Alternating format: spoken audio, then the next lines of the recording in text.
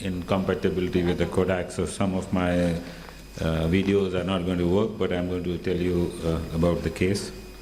This is an interesting case of endovascular treatment of intra right atrial thrombus, and this was a story of 35-year-old patient of end-stage renal failure on hemodialysis with a history of transplant, renal transplant rejection, and he was on maintenance hemodialysis, was a prospective renal transplant recipient for the second time.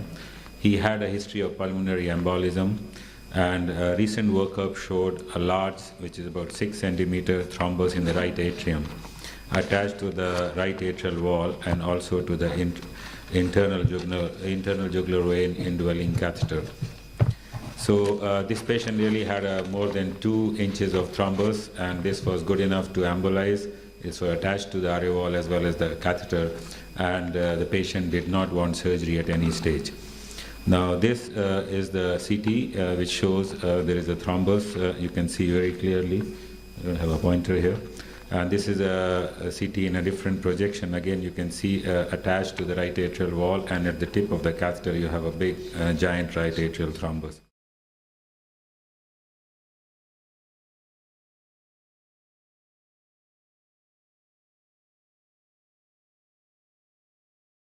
Okay, so this doesn't work, but again, what you see here is a, okay.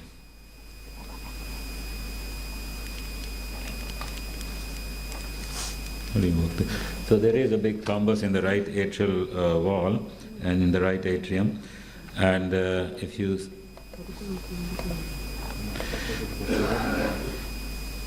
okay, now if once we were dealing with this, there were many issues. First, the best treatment would have been to go undergo surgery, but the patient clearly refused. The diameter of the pulmonary artery was 2 centimeter, and the right atrial thrombus was 6 centimeters. So if this got dislodged while we were trying to remove the catheter, this would have caused ball wall thrombus, and this would have certainly led to a cardiac arrest. For this reason, the removal of the neckline was not contemplated, and the patient declined open heart surgery for removal of this. So we were left with a dilemma what to do. And we then took the patient and we thought a lot of things about how to proceed. And what we thought was, whenever there is a chronic thrombus, there must be an acute element to it. So let's decrease the size of the thrombus. And because of this logic, we first used the same indwelling catheter and lysed the patient with tissue plasminogen activator for about 24 hours. And then what we saw that the size of the thrombus actually got reduced, but still it was more than 3.5 centimeter. Again, it had a potential risk of embolization and a sudden death. So we had to retrieve it in one piece, and we did not have any device available for us. So we thought of different devices. We didn't have an angiovac at that time.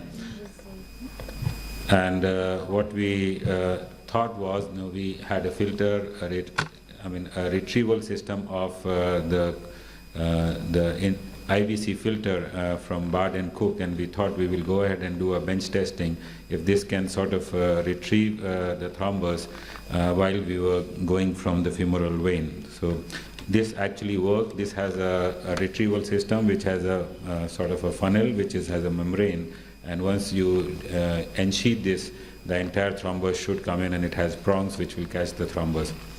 But the major issue here was that this had to be aligned well to the thrombus so that it can be taken out. Otherwise, it will be lost in 3 dimensions, and we cannot actually capture the thrombus. So this was our assembly. And then we took the help of both the transesophageal echo as well as the transthoracic echo to actually guide our retrieval system and to work on the fluoroscopic guidance as well as the transesophageal guidance. And what we did is we got to a view which is a transcaval view or bicaval view, where you can actually see the superior vena cava and inferior vena cava in the same plane, and this was the best view. We passed in a wire from the jugular catheter and retrieved this wire and snared it out from the femoral vein, and on this wire we actually advanced our retrieval system.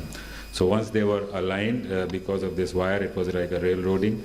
We knew where it was, and once we had this view, we were exactly sure that we are aligned to the thrombus so that we can catch it in one view.